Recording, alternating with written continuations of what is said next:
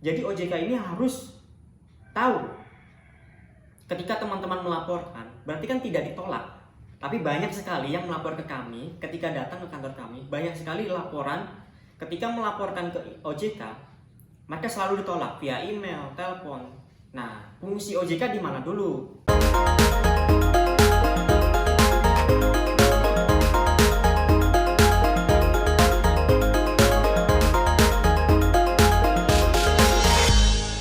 Halo, masih bersama saya Stefanio. Oke, di sini saya akan menjelaskan tentang pinjaman online. Hampir setiap hari kantor kami menerima laporan tentang pinjaman online. Nah, hampir setiap hari juga kantor kami menerima orang yang datang ke kantor untuk memberikan edukasi karena mereka ketakutan jika mereka tidak membayar. Nah, di sini saya akan jelaskan tentang pinjaman online. Yang teman-teman harus ketahui, pinjaman online itu diatur sama OJK pada POJK nomor 77 POJK titik 01 garis miring 2016, di mana telah diatur sama OJK.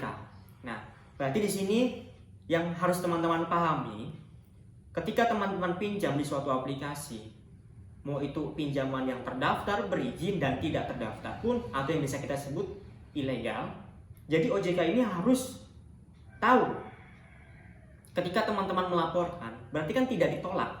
Tapi banyak sekali yang melapor ke kami ketika datang ke kantor kami, banyak sekali laporan ketika melaporkan ke OJK, mereka selalu ditolak via email, telepon. Nah, fungsi OJK di mana dulu? Ya. Jadi di sini teman-teman OJK, marilah, karena OJK sudah mengatur ya di dalam peraturannya, di mana OJK itu nomor 77 tahun 2016 tentang teknologi ataupun pinjaman online, fintech, financial teknologi. Nah, ayolah teman-teman OJK, bantu teman-teman ataupun masyarakat yang terimbas, yang menjadi korban ataupun pelaku dari pinjaman online, diedukasi biar supaya perekonomiannya itu tidak turun. Jangan gara-gara satu pinjaman online, perekonomian mereka menjadi buyar, menjadi hancur, dikerokoti pelan-pelan. Ya, orang butuh pinjaman, memang sangat mudah aksesnya, tapi tolonglah ayo teman-teman SWI, OJK, Kominfo, ya, kepolisian, carilah tindak ketegasan dari kalian ini. Ya, musnahkan, tidak hanya memblokir link, tapi datangi kantor-kantornya. Di Jogja pun banyak sekali kantor-kantornya. Ya, saya tahu kantornya semua di mana. Ayo, kalau emang kepolisian, OJK mau kerjasama dengan kantor kami selaku konsultan hukum dan bisnis, kami menerima. Bahkan dengan senior kami, Pak Ahmad Junaidi, ya, advokat senior, dengan saya, dengan tim legalnya, dengan teman-teman semua, membantu masyarakat. Tidak hanya membantu, tapi mengedukasi gimana caranya lepas dari sebuah pinjaman online. Jadi tidak mudah, ya, bagi sebagian orang itu tidak mudah. Ya, itu pesan saya buat OJK, ya, buat teman-teman seperti Kominfo, ayolah cepat blokir SWI, OJK, Polri. Ya, bantu masyarakat. Jangan ketika masyarakat melaporkan ditolak mentah-mentah, ya, ditolak laporannya. Oh, saya tidak tahu tentang pinjaman online. Pinjaman online yang tahu itu OJK. OJK lempar lagi, laporkan ke polisi atas pencemaran nama baik, Undang-Undang ITE. Ya, kasihanlah. Mereka ini tidak tahu. Memang mereka ini pelaku melakukan pinjaman. Tapi mereka ini karena ketidakpahaman mereka dimanfaatkan oleh orang lain. Nah, disinilah mereka terjebak dari pinjaman online. Pinjam 1, akhirnya di 10. Ya. Dari 10 bisa jadi 100. Gimana cara mereka membayar? Tutup lubang gali lubang. Asetnya kejual. Beli rumah, tergadai, barang, kendaraan. Kemarin saya temuin di Solo, ibu-ibu. Udah pinjam uang 50 juta. Dan saya datangi hari itu. Akhirnya saya stop, Bu, jangan dibayar. Saya edukasi. Beliau langsung ngotot ingin dibayar, karena beliau ini takut.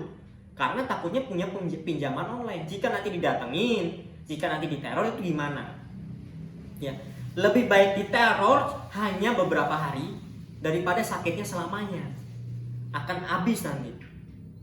Aset yang ada di rumah, aset yang punya kita akan terus tergaruk. Ya, ini juga buat pesan teman-teman yang suka ataupun masih untuk meminjol, masih meminjam. Pesan saya di sini, Stop hari ini. Jangan dibayar, jangan takut.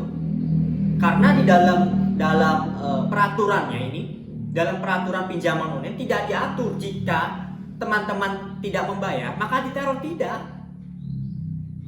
Tidak ada aturannya. Oh, saya pinjam, peraturannya jika saya tidak membayar diteror, tidak ada kan? Ngapain dibayar?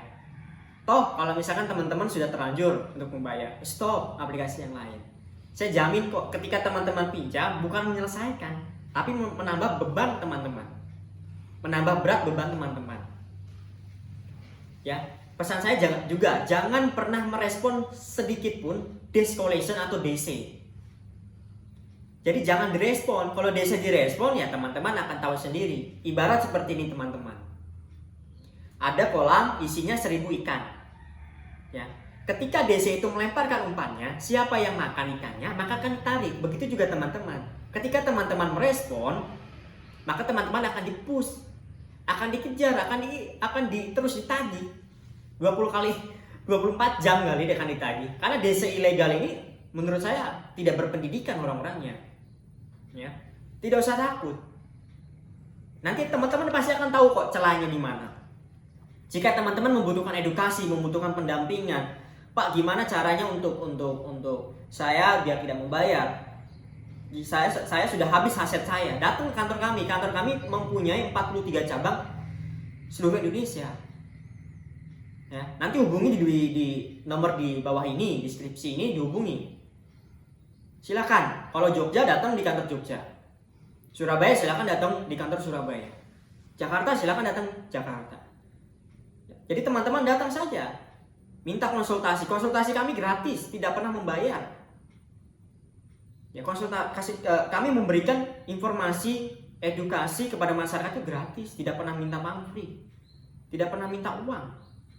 Karena kami tahu masyarakat ini sedang kesusahan, pinjaman online, sedang digaruk uangnya.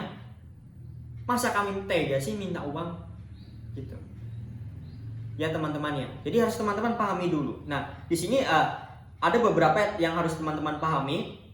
OJK itu mempunyai 157 aplikasi yang sudah terdaftar maupun berizin. Nah, jika teman-teman ingin melakukan pinjaman, teman-teman cross check dulu. Dilihat dulu aplikasinya. Ya memang semua aplikasi jangan dibayar. Ya. Tapi teman-teman akan bisa lihat, mana nih nanti yang akan meneror ke semua pondar saya, phonebook saya. Teman-teman pasti akan tahu. Kalau yang berizin dan tidak berizin berbeda. Berizin, mereka tidak akan pernah meneror ke kontak-kontak ataupun phone kita. Tapi yang tidak berizin pastinya diteror. Diteror ya teman-teman. Jadi ada 100 kontak misalkan di HP saya, yang akan disebar data saya itu tidak semuanya. Mungkin 10%-nya dari 100. 20%-nya. Saya jamin tidak semua. Misalkan kontak saya 100 nih. Tidak semuanya 100 itu akan diteror. Tidak. Hanya sebagian besar saja diteror. Yaitu misalkan namanya mama akan diteror, papa akan diteror, orang-orang terdekat kita akan diteror. Nah, nanti biasanya juga DC akan melihat. Nah, ini yang saya akan beritahu ke teman-teman, apa saja yang diakses oleh DC. Jadi ada 5 yang teman-teman harus ketahui. Yang pertama adalah email kita. Aplikasi apa yang kita download pasti mereka juga akan tahu. Itu yang kedua. Yang ketiga, riwayat telepon. Di mana saudara-saudara sering menghubungi siapa nih misalkan. Hubungi papa, mama, mereka akan tahu. Itu yang ketiga. Yang keempat, isi SMS. Di mana teman-teman mungkin punya pacar, punya selingkuhan, pasti mereka akan tahu. Saya lagi di mana, mereka kan bisa ngebaca SMS itu. Riwayat dari SMS bahkan telepon. Dan yang kelima, ya mereka pasti akan tahu aplikasi apa saja yang di dalam HP teman-teman, HP saudara-saudara ini. Contoh ada aplikasi A, aplikasi B, aplikasi C, mereka akan tahu. Nah, hati-hati kalau teman-teman ada aplikasi yang mungkin kurang berkenan. Ya. Terus lalu, Mas, ada nggak sadap dari DC ke WhatsApp saya, email saya, ke IG saya, ataupun ke Facebook. Saya bilang tidak ada. Tidak ada WhatsApp ke WhatsApp. WhatsApp ini disadap itu tidak ada. Yang ada hanya mengetahui kamu punya WhatsApp, ya. Tapi kalau disadap, saya bilang tidak. Karena mereka tidak mempunyai akses untuk ke WhatsApp, tidak mempunyai akses untuk ke Gmail, tidak mempunyai akses untuk ke Instagram, tidak mempunyai akses untuk Facebook atau sosmed lainnya, kecuali kalau teman-teman memberikan passwordnya sama emailnya. Oh ya, juga ada yang bertanya kepada saya, Mas, tapi galeri saya kok tiba-tiba bisa jebol ya? Menurut saya bukan. Karena secanggih apa sih IT-nya mereka itu, secanggih apa sih? Yang aplikasi mereka aja kadang nge-lag-kan kok. Error istilahnya. Lemot, ngebugs aplikasi mereka itu. Sistem mereka juga sama. Gimana mereka mau ngambil akses email, Facebook, WhatsApp, ataupun galeri kita? Tidak mungkin. Susah sekali untuk sampai ke sana. Mungkin ada 1-2, tapi saya jamin 99% tidak ada. Kalau toh mereka bisa tahu banyak foto kita, mereka akan mencari di IG, akan mencari di Facebook foto-foto kita. Itu benar. Jangan takut, oh saya akan mengakses galeri kamu, akan saya acak-acak galeri kamu. Jangan takut, DC itu hanya mengancam. Nah, makanya kembali ke tadi, ketika teman-teman merespon, lah itu nanti. Dan jangan pernah menantang DC. Kalau teman-teman memang tidak tahu triknya, tidak tahu mengatasinya, jangan sampai. Karena nanti terornya itu kemana-mana teman-teman. Oke lah, mungkin teman-teman sudah ada yang membalas DC dengan cara masing-masing. Saya bilang udah stop aja dulu. Blokir, ya, ataupun ganti nomor, selesai. Gitu teman-teman. Untuk mengatasinya ya. Dan yang kedua, di sini saya juga menginformasikan selain mengatasi, yang kedua adalah bagaimana menginformasikan kepada pihak keluarga. Ya, teman-teman segini aja kepada keluarga. Ada 2 opsi yang saya akan berikan. Penyalahgunaan data diambil oleh orang lain, atau opsi yang kedua. Opsi yang kedua paling enak. Ya, benar, saya melakukan pinjaman online. Tapi satu aplikasi. Dan itu pun aplikasi menawarkan via telepon. Dan saya mengaksesnya via telepon. Ketika teman-teman mengajukan, di aplikasi tersebut ternyata yang cair tidak hanya 1 aplikasi. Bilang saja 10 aplikasi. Dan itu tidak mungkin teman-teman ajukan 10-10-nya. Tapi ketika teman-teman mengakses 1 aplikasi, klik 1 kali, yang cair 10.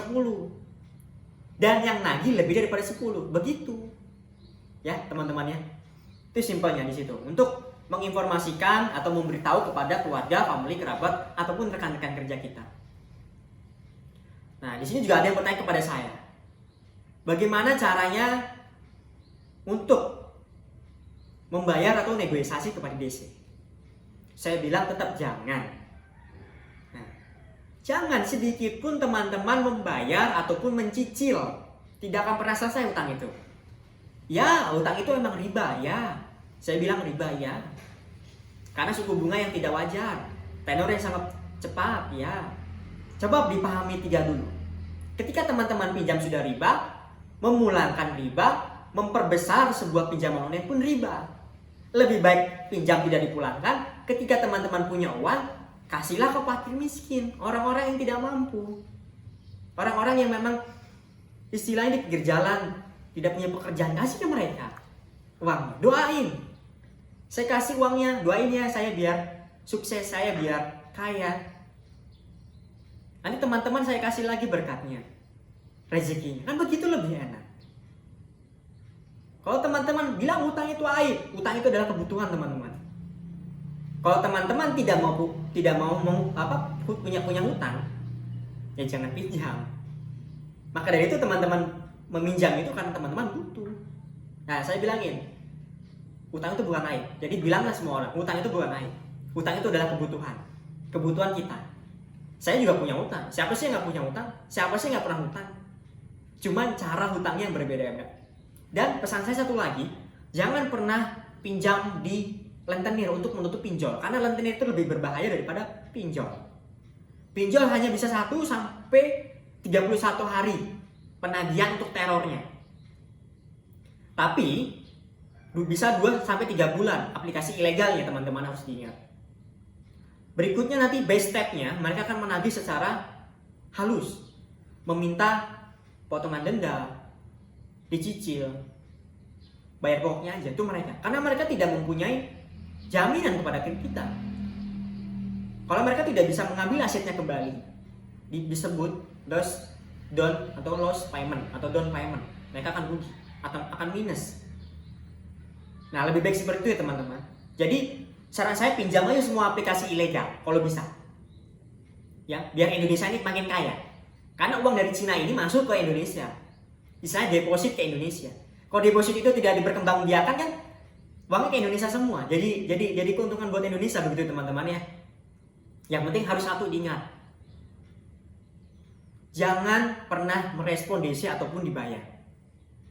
Risikonya apa? Risiko cuma satu, sebar data dan teror. Cara menurunkan terornya gimana? Jangan merespon sama sekali. Biarin. Nengke nek wong Jawa bilang. Ben karepe dhewe. Jangan pernah ngangkat telepon, kondisikan ke semua kontak. Jika ada yang mencari saya, tolong jangan direspon. Gitu ya teman-teman. Oke, video selanjutnya saya akan membahas tentang hukum. Gimana hukum memandang pinjaman online ya. Oke, terima kasih sampai di sini. Saya Stefanio.